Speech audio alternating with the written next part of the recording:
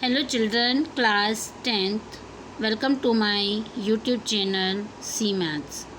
Today we are going to discuss the remaining question of exercise 8.2. पिछले class में मैंने आपको क्वेश्चन नंबर 1 के सारे पार्ट्स समझा दिए थे. आज हम क्वेश्चन नंबर 2 के पार्ट्स करेंगे. There are 4 questions in this exercise. Question number 2. Choose the correct option and justify your choice. इसने कहा है कि क्वेश्चन जो है उसको सॉल्व करिए. उसके नीचे 4 आंसर्स दिए हुए हैं A, B, C, D और इनमें से कौन सा करेक्ट ऑप्शन है वो बताइए. तो देखिए फर्स्ट पार्ट में दिया है 2 10 30 अपॉन 1 + 10 स्क्वायर 30. आपको 10 30 की वैल्यू जो टेबल मैंने आपको समझाई थी या तो वहाँ से देख कर लिखिए या आपको लर्न हो जानी चाहिए अब तक. तो 10 30 की वैल्यू होती है 1/√3. 2 मल्टीप्लाई 10 30 को हटा दिया, उसकी जगह 1/√3 आ गया, प्लस 1 डिनोमिनेटर में 1 + 10 30 की वैल्यू 1/√3 का whole square because it is 10 square 30. Clear. अब हम इसको सॉल्व करेंगे. ये 2 1 जा 2 2/√3 हो गया. 1 प्लस इसका स्क्वायर है, जब 1/√3 का होल स्क्वायर खोलेंगे तो इट विल बिकम 1/3 क्योंकि 1 का स्क्वायर 1 होता है और √3 का जब स्क्वायर करते हैं तो स्क्वायर से square root cancel, it will gives us 3. ठीक है. तो ये हो गया 2/√3 मल्टीप्लाई ये जो डिनोमिनेटर है इसको हम सॉल्व करेंगे. 3 1 जा 3 + 1 4/3. जैसे सही बटे तोड़ते हैं मिक्स न्यूमरल को तोड़ करके इम्प्रॉपर बनाते हैं, या तो उस तरीके से करिए या फिर एलसीएम लेके बात एक ही है. तो 4/3 आएगा जो कि मल्टीप्लाई में 3/4 बन जाएगा. इसको हमने सॉल्व कर दिया. 2 के टेबल से 4 कट गया 2 पर.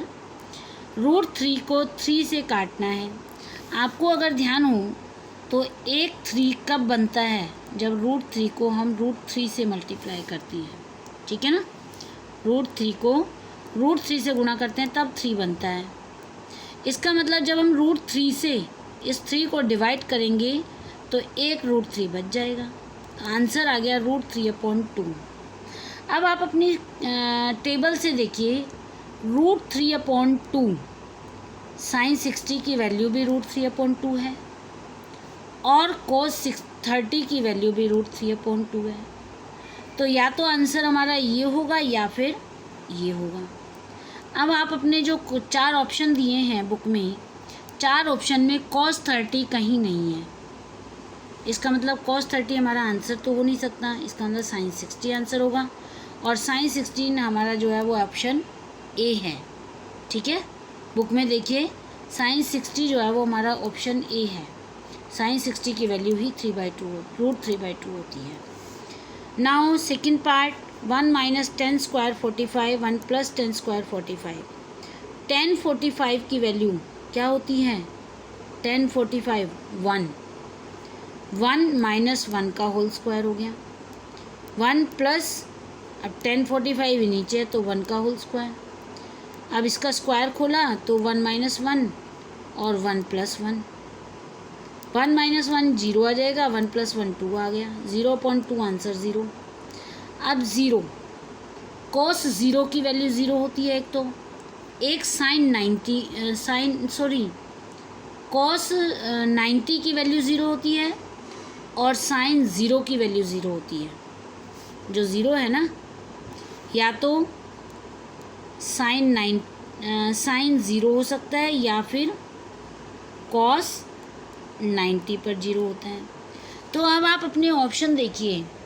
ऑप्शन जो सेकंड क्वेश्चन का है उसके जो ऑप्शन दिए हैं वो दिए हैं 10 90 1 sin 45 या 0. तो इनमें से ये 3 तो मैच ही नहीं कर रहे हैं. 0 आंसर है, इसमें तो 0 ही लिख देंगे हम. हमें कोई मतलब ही नहीं है sin 0 और cos 0 से. ठीक है. क्योंकि हमें ये चीज़ चाहिए ही नहीं, हमारा ये उससे मैच ही नहीं कर रहा है. तो इसके D option is correct. Now sin 2a = 2 sin a. अब वो कह रहे हैं ए की वैल्यू क्या होनी चाहिए कि ये दोनों left hand side right hand के इक्वल आ जाए। इस ए की प्लेस पर क्या लिखें कि लेफ्ट हैंड का आंसर राइट हैंड के बराबर आ जाए। उसने फर्स्ट पार्ट में ए की वैल्यू दी है 0, तो मैंने sine 2 multiply 0 left hand side में, राइट हैंड साइड में 2 साइन 0। अब 2 मल्टीप्लाई 0 तो साइन 0 ही बन गया ना, और 2 को साइन 0 से गुणा करना है। साइन 0 की वैल्यू कितनी होती है, साइन 0 पर 0 ही होता है, तो 2 मल्टीप्लाई 0, साइन 0 की वैल्यू 0 ही होती है। इसका लेफ्ट हैंड साइड भी 0 आ गया, राइट हैंड को सोल्व करके भी 0 आ गया। इसका मतलब लेफ्ट हैंड और राइट हैंड इक्वल है, तो ऑप्शन ए जो है वही करेक्ट है। अगर आप बी और सी ऑप्शन में से ए की वैल्यू लगाएंगे तो लेफ्ट हैंड का आंसर राइट हैंड के इक्वल नहीं आएगा। यू कैन सॉल्व इट, आप अपने बिहार पर इसको सॉल्व कर सकते हैं आगे, लेकिन आंसर सेम नहीं आएगा। Now fourth part, 2 10 30 1 minus 10 square 30, 2 multiply 10 30 की वैल्यू है 1/√3, 1 माइनस, अब ये स्क्वायर है तो 1/√3 का होल स्क्वायर बन गया, ये हो गया 2/√3, और इसको सोल्व करके है 1 माइनस 1/3। अब ये 3 1 जा 3 माइनस 1 कितने हो गए 2/3, तो मैंने इसको 2/3 डायरेक्ट लिख दिया। आप चाहें तो एलसीएम से भी कर सकती हैं।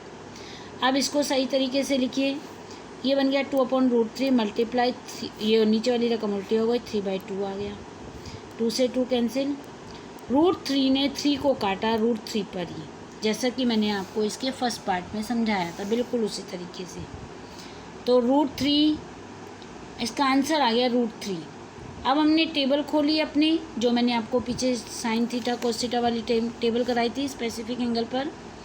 तो tan 60 की वैल्यू √3 होती है, और cot 30 की वैल्यू भी √3 होती है। तो अब आप अपने ऑप्शन में देखिए tan 60 दिया हुआ है या cot 30 दिया हुआ है।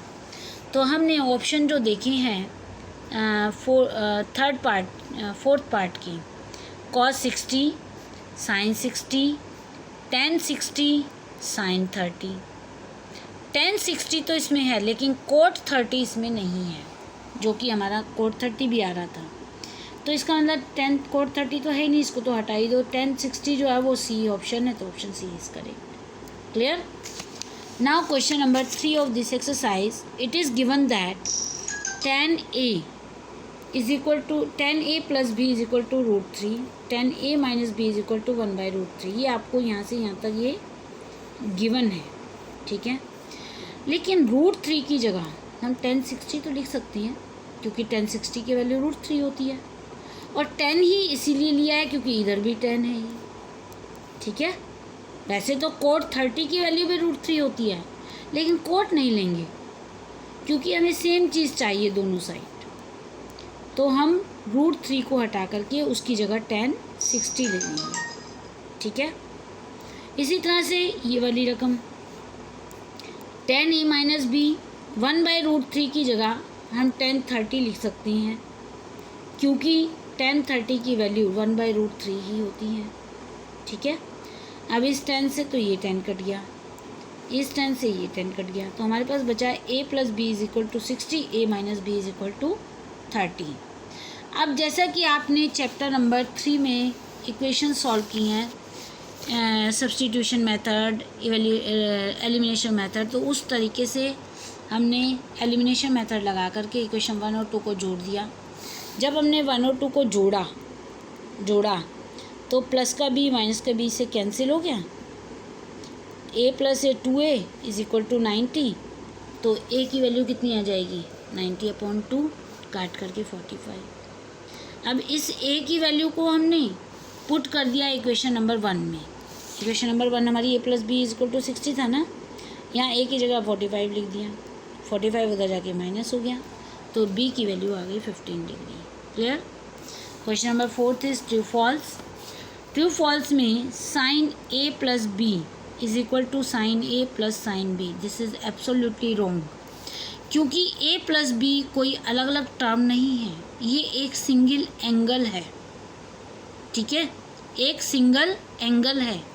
जो कि साइन के साथ अटैच्ड है, मल्टीप्लाइड भी नहीं है, साइन के साथ अटैच्ड है। साइन के साथ अटैच होने की वजह से इसकी कुछ वैल्यू है, तो इसको हम अलग अलग नहीं कर सकते, false. The value of sine theta increases as theta increased. आपने देखा कि जो मैंने आपको स्पेसिफिक एंगल्स की टेबल बनाई थी, थीटा यानी कि एंगल की वैल्यू 0 थी तो साइन 0 की 0 हो गई। जब 30 हुई तो साइन की वैल्यू 1/2 बन गई। जब 45 हुई तो साइन की वैल्यू 1/√2 हो गई, मतलब बढ़ रही है। और 90 पर पहुंचते पहुंचते साइन की वैल्यू 1 हो गई। तो इसका मतलब जैसे जैसे एंगल इंक्रीज़ हो रहा है, थीटा इंक्रीज़ हो रहा है, वैसे वैसे उसकी वैल्यू भी इंक्रीज़ हो रही है। This is true. The value of cos theta increases as theta increases. This is false. क्यों? क्योंकि टेबल में हमने देखा है कि जब कॉस 0 था तो वैल्यू 1 थी, लेकिन जब कॉस 90 पे पहुंचा यानी कि एंगल जब बढ़ा तो वैल्यू हो गई 0। इसका मतलब ये डिक्रीजिंग ऑर्डर में था। This is false. Sine theta और कॉस थीटा बराबर हैं for all value of theta. क्या साइन थीटा और कॉस थीटा की वैल्यू हर एंगल पर बराबर है?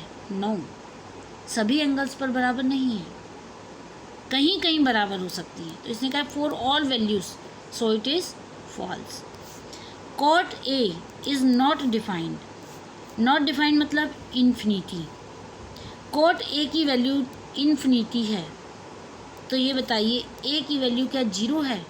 यानी कि कॉट 0 की वैल्यू इन्फिनिटी आ रही है। आप अपनी टेबल देखिए, जहाँ कॉट 0 था वहाँ पर हमने इन्फिनिटी लिखा है, सो it is true. Now complete this exercise. Okay.